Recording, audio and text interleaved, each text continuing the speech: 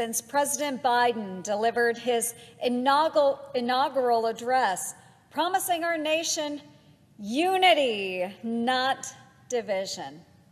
He called on all of us to listen to one another, noting that unity requires more than words. I was there, and I was listening. I was hopeful that he actually meant what he said.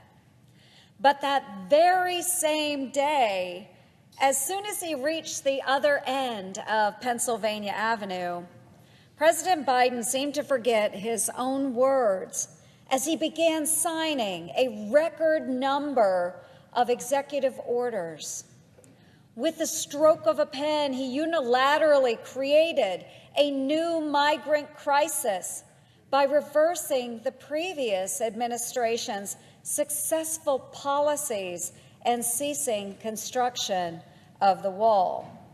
He also killed thousands of jobs for American workers by canceling the XL pipeline.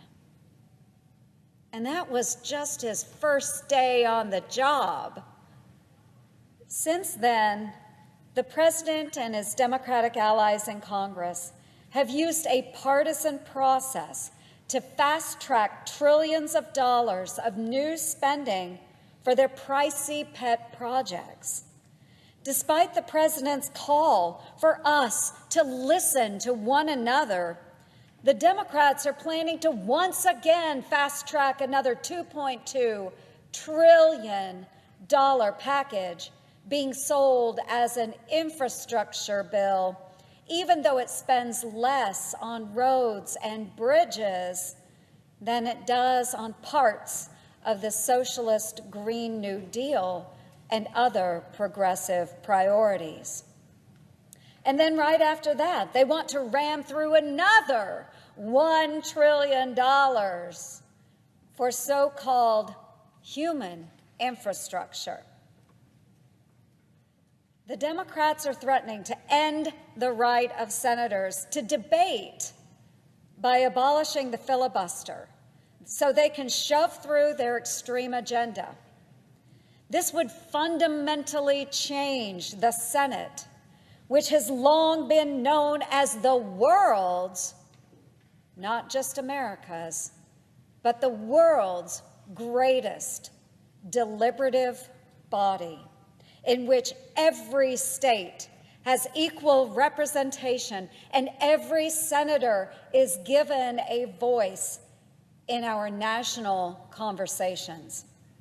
It's an interesting twist for the party that just a year ago proudly resisted nearly every effort put forth to address the problems facing our nation. For purely partisan political reasons, Democrats even filibustered, yes, they filibustered, the Justice Act that would have provided police reform following the deaths of George Floyd and others. This week, the nation will have the opportunity to hear from the author of that bill, my dear friend, Senator Tim Scott of South Carolina, who is delivering the Republican response to the president's address this evening. No one better represents the type of positive leadership we need to unify our nation than Tim. He truly is the perfect voice for the American dream. Growing up in a poor single-parent household, Tim's mother worked hard to make ends meet. Despite some early challenges and setbacks, Tim successfully started his own business and was chosen time and again to serve in public office. As a senator, Tim is focused on creating opportunities for others by tapping into the potential of individuals and communities. Tim listens, and he works hard to bring people together.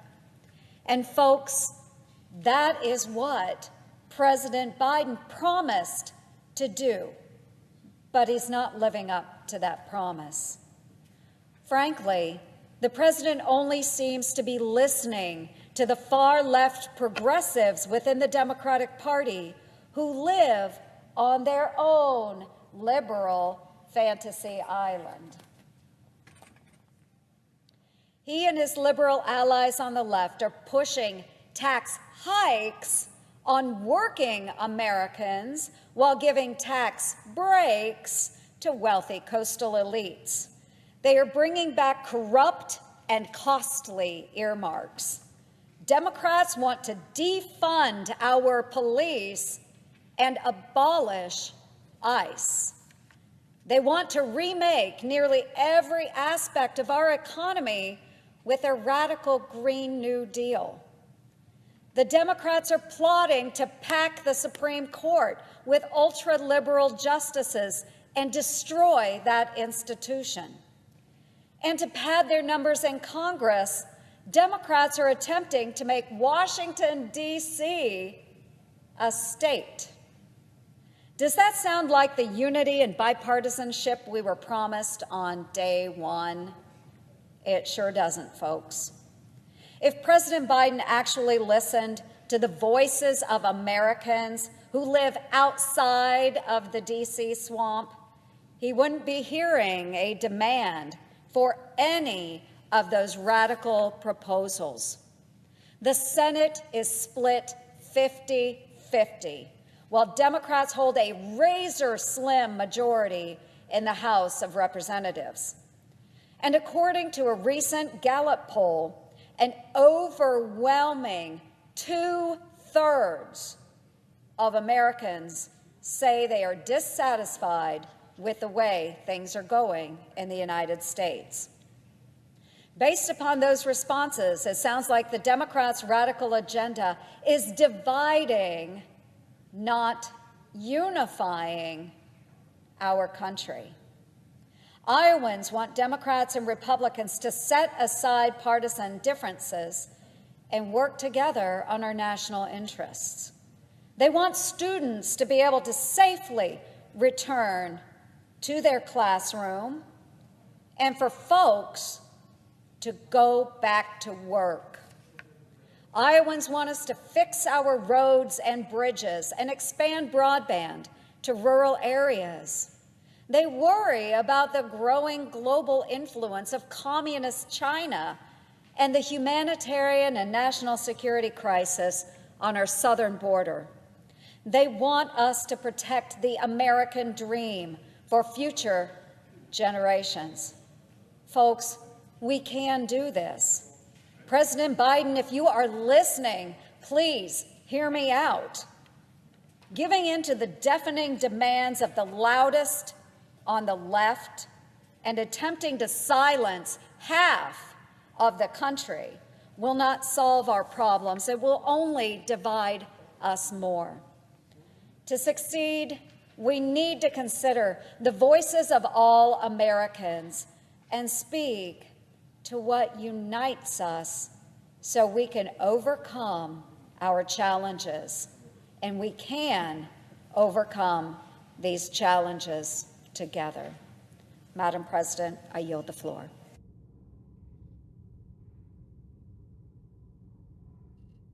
Madam President. The senator from Wyoming. Well, first, Madam President, I'd like to associate myself with the remarks of the senator from Iowa, who did a magnificent job of pointing out what we are facing as a nation. And I admire her fortitude and her hard work and her dedication as the vice chairman of the Republican Conference. Madam President, 99 days ago, Joe Biden took the oath of office. We were there. He gave an inaugural address. He said, quote, "With unity, we can do great things." He said, "Unity is the path forward." Well, that was the last example of unity and bipartisanship that we've seen from President Biden. He has lost all credibility when it comes to bipartisanship or unity. In just 99 days, President Biden has already shown himself to be one of the most radical presidents in American history. When I'm in Wyoming, as I am every weekend and have been over Easter as well, traveling the state, talking to people, they ask about two specific issues. One is energy, and the second is the southern border. On these two specific issues, Madam President, President Biden has already done tremendous damage. Damage to our country, damage to our people, damage to our economy. Right after his inaugural address about unity, President Biden drove to the White House, sat there, went in, and threw the unity speech out the window, and he drew a big target on the back of American energy, and he pulled the trigger. He shut down the Keystone XL pipeline. He ended new fossil fuel projects on federal lands, and he cut off traditional energy loans to developing nations that need our help and look to us for help. Well, these steps aren't going to reduce carbon emissions, but they will most certainly reduce jobs and wages from American energy workers. Also on his first day, President Biden flipped on the big green light switch on our southern border. He sent out the word, laid out the welcome mat, and people from around the world came illegally to the United States. He stopped construction on the border wall, and he ended a policy that was successful, and the policy was that known as the Remain in Mexico policy. Now, the result wasn't just one crisis, it was two. It was a humanitarian crisis, and it was also a national security crisis. It's a national security crisis because 2/3 of the Border Patrol agents and I went to the border and went with a number of Republican senators and went on a midnight patrol with our border agents, and they told us that 2/3 of the Border Patrol agents are unable to do their jobs and keep us safe, unable to be there to enforce the law. And they said that so far, people have come into the country illegally from 56 different nations. The whole world knows the border is open. Our friends know it, our enemies know it, and this will make us less safe as a nation. There's also a humanitarian crisis at the border caused by President Biden. Just a month ago, a 9-year-old from Mexico died trying to cross the Rio Grande River. It's heartbreaking. That's what happens, though. This is what happens when more and more people try to come illegally to cross our border. Children who cross the border unaccompanied are sent to a facility that is prepared and appropriate for about 250 children. The day we were there were 7,000 crammed in like sardines. That is Joe Biden's plan for immigration. 10% of these children are testing positive for coronavirus, and we saw the testing process. And we know that every child there was exposed to coronavirus based on the high percentage of those who were testing positive. Now, as these young people are released, those that have tested negative but have just been exposed in the days before, they're being sent all across America. They're spreading the virus and unknown variants of the virus to this country. Joe Biden is the super spreader of coronavirus today. Democrats think this is just fine. Vice President of the United States is going to be up here tonight on Capitol Hill. She says we're making progress. Nancy Pelosi says we're on a good path on the border. Homeland Security Secretary Mayorkas says the border is secure and closed, even though he has also said this is the worst case in 20 years for young people, and we are on a path for up to 2 million illegal immigrants coming across the border this year. The White House refuses to use the word crisis. In fact, when the President and his press secretary have accidentally called it a crisis, and they both have done that, the White House issued a correction. They said, no, not a crisis, only a challenge. Madam President, who do they think they're fooling? 2 million illegal immigrants this year. It's not a challenge, it's a crisis. It is chaos at the border. It is catastrophic. 99 days ago, none of this was happening. For 99 days, Republicans in the United States Senate have repeatedly looked for common ground with President Biden and the Democrats. We've stood for American energy. We worked to secure the border. Yet for 99 days, those efforts have been blocked by President Biden and a Democrat majority which is hardly a big majority when it's 50-50, which we would think would be a mandate to move to the middle. Well, President Biden still has 1,000 days or so left in his term. Tonight's speech might sound a lot like his inaugural address with lots of promises. The American people know talk is cheap. It's time for President Biden to start to practice what he is preaching. Thank you, Madam President. I yield the floor. Madam President. Senator from Ohio. Thank you, Madam President. I'd like to start by thanking my colleague from Wyoming and my colleague from Iowa for their comments about where we are as a country 100 days into the Biden administration. It's been discouraging that we haven't seen more bipartisan work. And with regard to the border, having been down there a couple of weeks ago, particularly discouraging that we can't come up with a bipartisan solution that deals with the obvious crisis on the border. Of course it's a crisis. Everybody knows that, including the Biden administration. The question is, what are we going to do about it? And some of us have laid out some proposals that we think would be very sensible, that could be done on a bipartisan basis, and yet we are not getting the kind of cooperation from the White House or the other side of the aisle, frankly, with regard to dealing with a clear crisis. In my time here in Congress, I've tried to work to bring Republicans and Democrats together on issues. I think that's the best thing for our country. I think you get actually better legislation if you have input from both sides.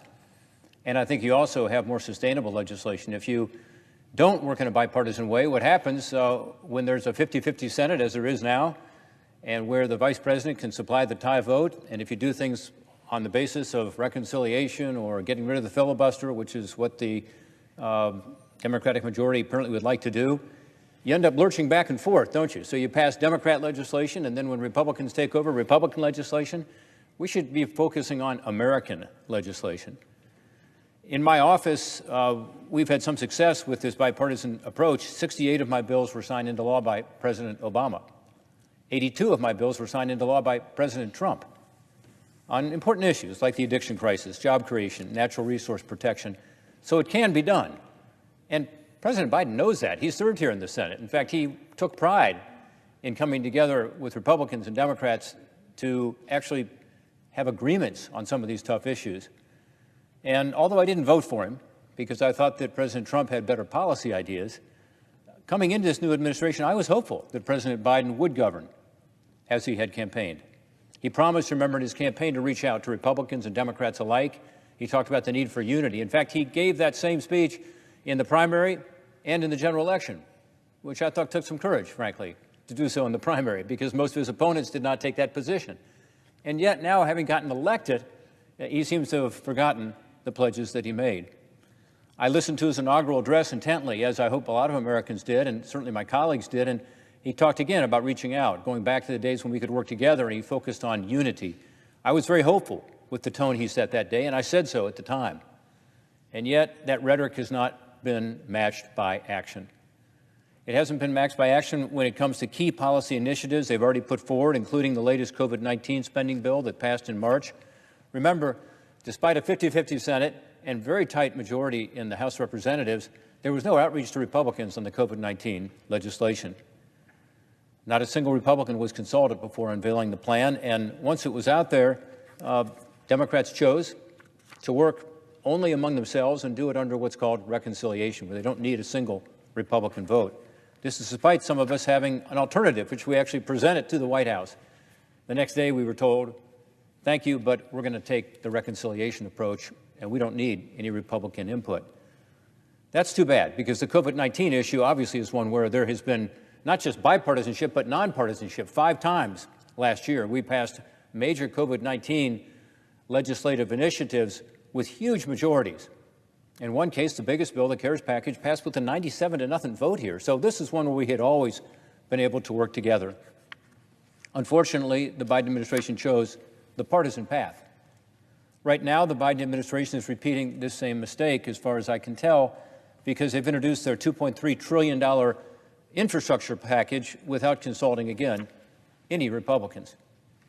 And we now hear that the White House and some Democratic leaders may want to pass this latest partisan proposal by reconciliation as well. I hope that's not true, because, again, this is an area, infrastructure, where we have been able to work together on a bipartisan basis and get things done. In fact, typically that's how it happens with infrastructure. Last Congress, we passed a bill out of the committee on highways and bridges with a unanimous vote, not just a majority vote, a unanimous vote by Republicans and Democrats. But the proposal they put forward, first, is not really about infrastructure because it dramatically expands the definition of infrastructure so that it is not at all what traditionally you would think or I would think of as the kind of hard assets, roads, bridges, ports, airports, transit, even broadband. Even the most generous description of infrastructure applied to this bill means that less than 20% of it, 20% of $2.3 trillion, is about infrastructure. It's about other things, and we can have a debate on those other things, whether it's nursing home subsidies or whether it's subsidies to electric car companies or whether it's more child care. Those are all issues we can discuss, but they're not obviously infrastructure issues. By proposing to pay for this huge plan with taxes on American workers makes it even worse. So the $2.3 trillion plan is not mostly infrastructure, 80% is not, but then the taxes that would apply to America and to American workers would be devastating, making us non-competitive in the global economy again after finally we were getting our act together. And in 2018 and 2019, we saw a big increase in our economy, large increases in terms of employment, but also wages were going up, the lowest poverty rate in the history of our country, going back to the 1950s, partly because we were putting in place policies that made sense in terms of tax reform to create more incentives to invest and bring jobs here to this country. That would all be changed under these tax increases that are being proposed to pay for this big new Biden infrastructure package. Making us less competitive in global markets and putting American workers at a disadvantage again is not the right way to go. The American people don't want that. American people think we should be doing all we can to get businesses back on their feet right now so people can get employment. And so we can ensure that the economy continues to improve as we come out of the coronavirus pandemic. Infrastructure, again, has always been so bipartisan.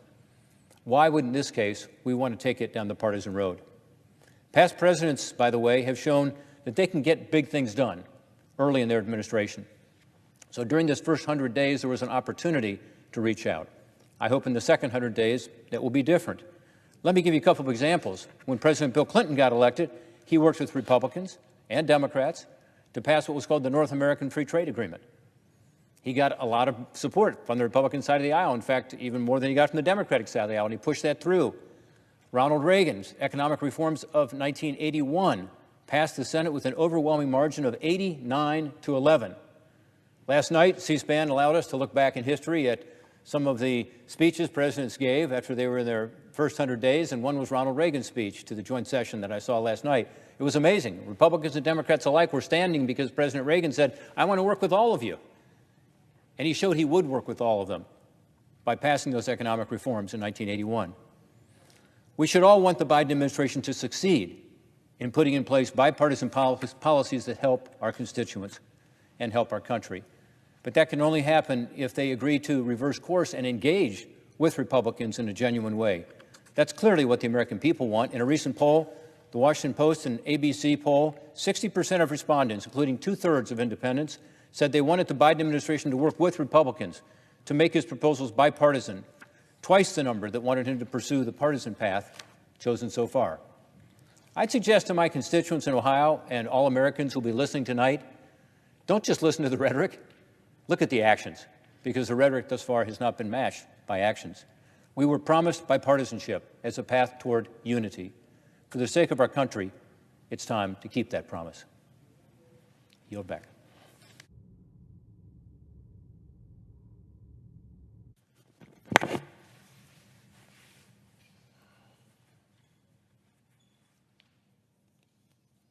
Madam President.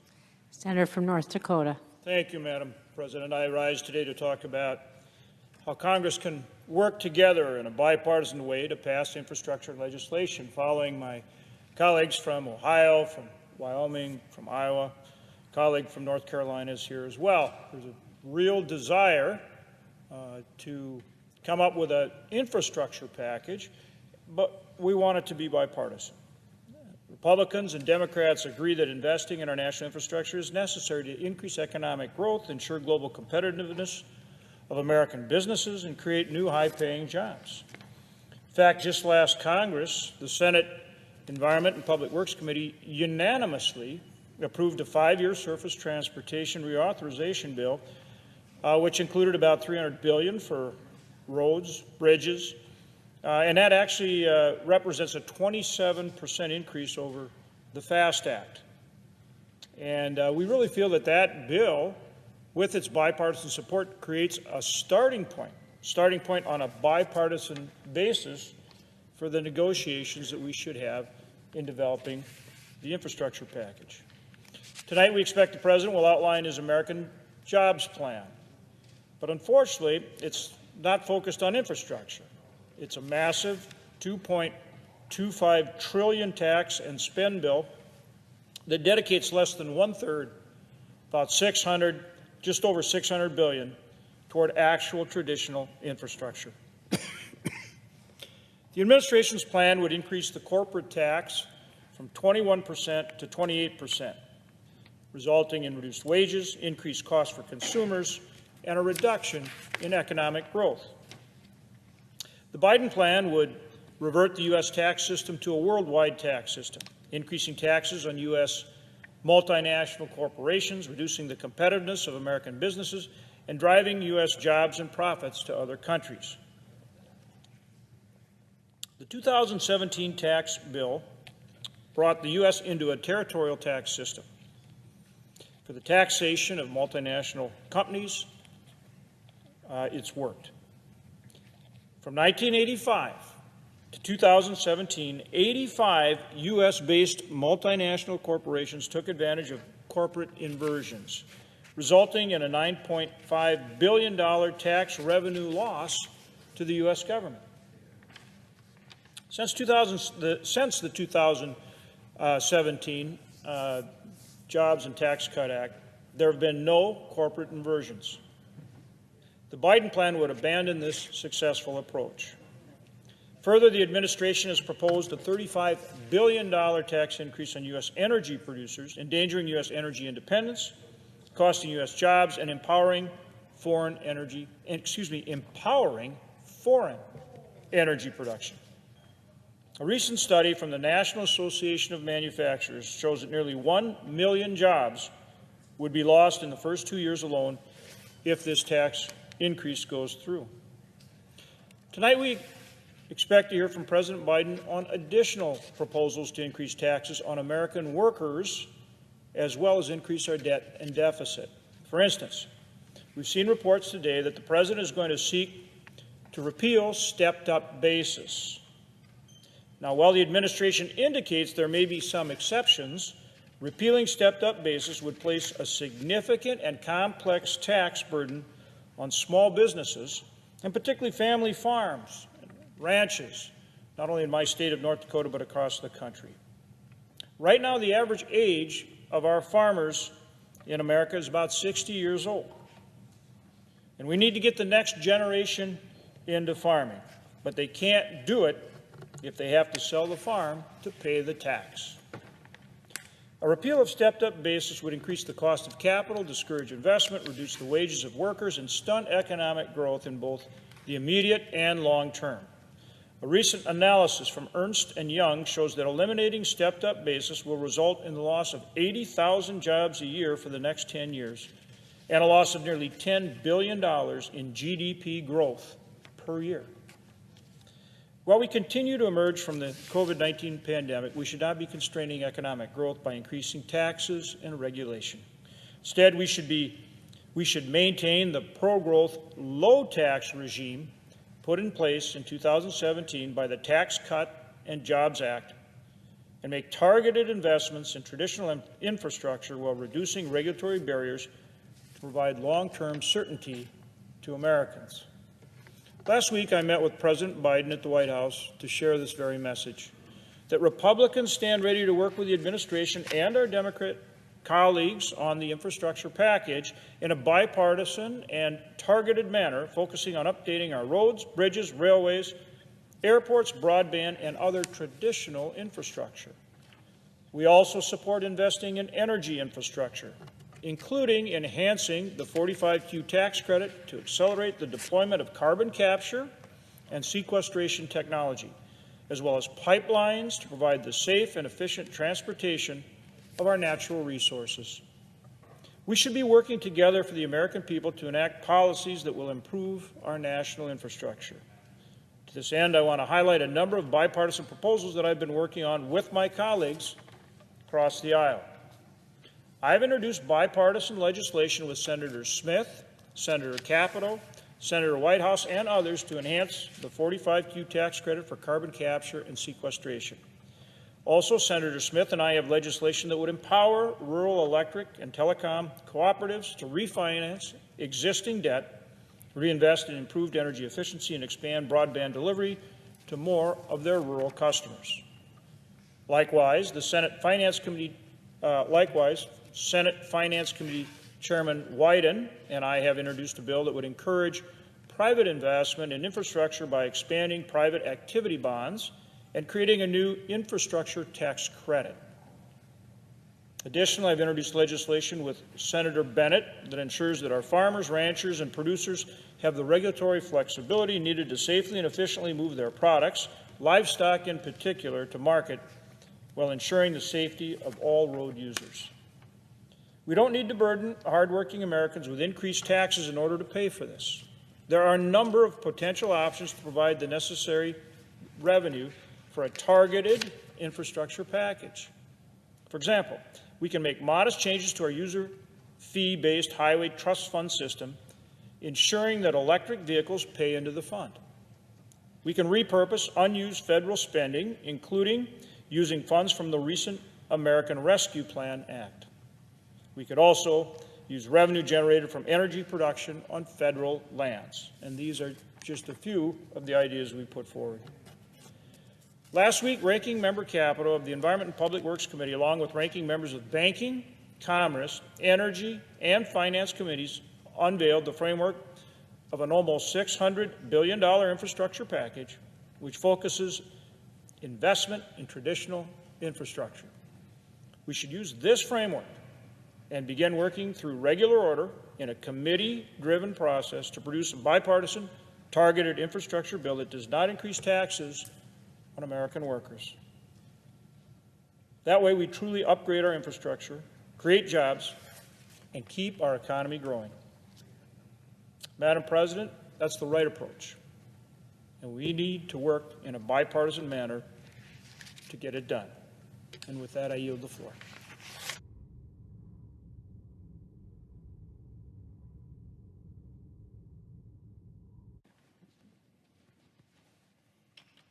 Madam President. Yes, Senator from North Carolina.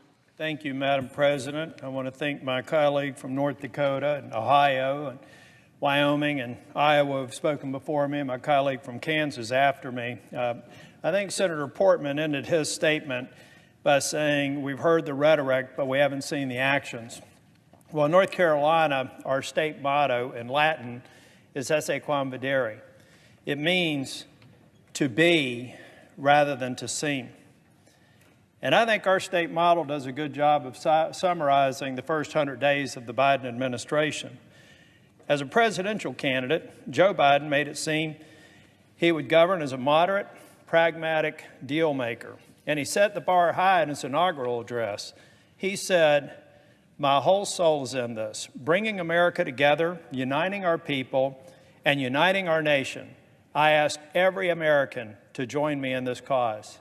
I was actually inspired by that statement, and I'm one of the Americans who was willing to work for him on that cause. In fact, I was one of 10 Republicans that had the first official meeting with the president to see if we could come to common ground on the COVID relief package after having successfully passed 5 bipartisan COVID relief packages in the last Congress. Unfortunately, the president's actions have not corresponded with his promises to date. Instead of leading on his instincts to bring America together, President Biden has followed his advisors' recommendations to go it alone. He's pushed a highly partisan, ideologically driven agenda. And you don't need to take my word for it. New York Representative Ocasio-Cortez recently declared that President Biden has exceeded the expectations of progressives. Indeed, There's been a lot in Biden's agenda for the left to like. It's an agenda designed to pass with no need for moderation and not a single Republican vote. No consensus whatsoever. Proposing tax hikes on American families and businesses at a time that they're trying to rebound from the pandemic. Ladies and gentlemen, we're in the middle of a national emergency. We're in the middle of a pandemic. We have spent and appropriated billions of dollars to health care, to businesses to recover. And now, long before the pandemic's been declared, or the emergency, national emergency has been declared done, we're talking about taking those same dollars away. Offering mixed messaging and failed policies that have caused a humanitarian and security crisis at the southern border is another issue. When I went down to the border about a month ago, the press secretary said it's not a crisis, it's a situation. Now, a month later, the press secretary and the administration says it's a crisis, but now it's a catastrophe. I saw a dead body floating in the Rio Grande River. Other people have died. We heard the report of the 9-year-old. That doesn't even count the number of people who die along the way. It also doesn't count the 300 or 400 people who are called the gotaways. Not the thousands who are coming in and going to the border agents, but the hundreds every night who are crossing.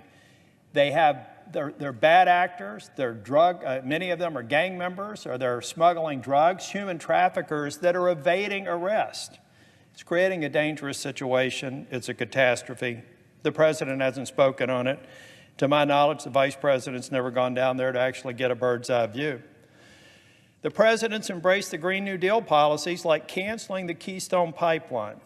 That one stroke of a pen ended thousands of labor union jobs, good-paying jobs. But even more heartbreaking is that the communities that would have benefited from all of that commerce occurring in some of the most rural areas and most economically challenged areas in our country. They rammed through an entirely partisan $2 trillion spending package. They called it COVID relief, but only about 9% of it actually had anything to do with continuing to recover from the damage that COVID has caused this country. And now, I'm sure the president will talk about it tonight, a $2.3 trillion, air quotes, infrastructure bill that isn't actually an infrastructure bill. In fact, they've been a little bit more intellectually honest. Now they're calling it human infrastructure. Well, I think most Americans, when you think about infrastructure, you think about roads, you think about bridges, you think about broadband. You don't think about human infrastructure. But that's what's being pitched today, and it's being pitched on a partisan basis without even attempting to get a single Republican vote. Americans did not elect President Biden to enact any of these partisan policies. They trusted him to come in and make deals, to settle for something less than 100%, but something that was going to be embraced by more of the American people versus half, which is about where the president is today. And he's pursued this for the first 100 days. I hope he changes his mind. But here's one reason why I'm not optimistic. His most audacious action, in my opinion, is placating the far left and entertaining the idea of nuking the Senate legislative filibuster. In this very chamber, 21 years ago, then Senator Biden declared that defending the filibuster was about defending compromise and moderation. The promises he made on the campaign trail, the promise he made on the day of his inauguration. He noted that his speech was one of the most important he would ever give as senator, defending the filibuster. It's a shame that President Biden isn't demonstrating the same political courage that Senator Biden did 2 decades earlier. The kind of courage that we're seeing today demonstrated by Senators Manchin and Senator Sinema. Instead, the president has entertained the far left's push to eliminate the filibuster and destroy this institution. To end bipartisanship and compromise is really no longer a necessity, so that any piece of fringe legislation can pass with a simple majority. The president, a 30-plus year defender of the filibuster, should know better than anyone. He knows that the left is demanding a Faustian bargain, trading 2 years for the far left to have free rein in exchange for permanent destabilization of our republic, emboldening future demagogues on both ends of the spectrum. Our country doesn't need more partisan pandering or political brinksmanship from this administration or from either party. That's why I stood against nuking the filibuster about 3 years ago, and I will as long as I'm a U.S. Senator. There are plenty of Republicans like me who are willing to work with President Biden and even put some of our supporters out of their comfort zone for the good of this nation. In fact, when I was sworn in, I said I'd work to find common ground in areas where we may agree, and I'd vigorously oppose policies where we do not. Unfortunately, to this point, I've only had the opportunity to do the latter. The willingness to negotiate has only been a one-way street on the part of Republicans. I went to the White House to try and find common ground on another bipartisan COVID package. But it's ultimately up to the president whether he leads on bipartisanship instincts or follows his advisors who are pushing him to keep governing from the left. Quite frankly, it doesn't matter what the president says about bipartisanship and uniting the country. It's what he does. And tonight, I hope we'll see it for the good of our great nation. Thank you, Madam President. Madam President. The senator from Kansas. Thank you, Madam President. On January the 20th, President Joe Biden gave his inaugural address to the American people, saying that in order to overcome the challenges we face as a nation and to, I quote, to restore the soul and to secure the future of America requires more than words. It requires that most elusive of things in a democracy, unity. Unity. I end the quotes, and he says for a second time, unity. In fact, he mentioned the word unity 9 separate times throughout his inaugural remarks. Unfortunately, that unity President Biden preached about is nowhere to be found. 100 days in office, and there's been zero bipartisanship from the White House on any major issue. We've seen zero effort by the White House to take any Republican idea or concept seriously. In fact, they've done very little to reach across the aisle, engage Republicans, or have a serious conversation with us. They've shown that they are not interested in bipartisanship as they continue to jam through their radical agenda and seek power grab after power grab. We've seen a record number of executive orders, the first partisan COVID relief bill, steps to grant D.C. statehood to tip the powers of scale, a directive that threatens private property rights, the cornerstone of our democracy, an attempt to federalize elections and destroy election integrity with H.R. 1, threats to eliminate the filibuster, increase gas prices for Americans at the pump, efforts to pack the Supreme Court, misguided measures to pass the Green New Deal, calls to defund the police, mandates to allow biological boys to compete in girls' sports, and tax increases on all Americans, and much, much more.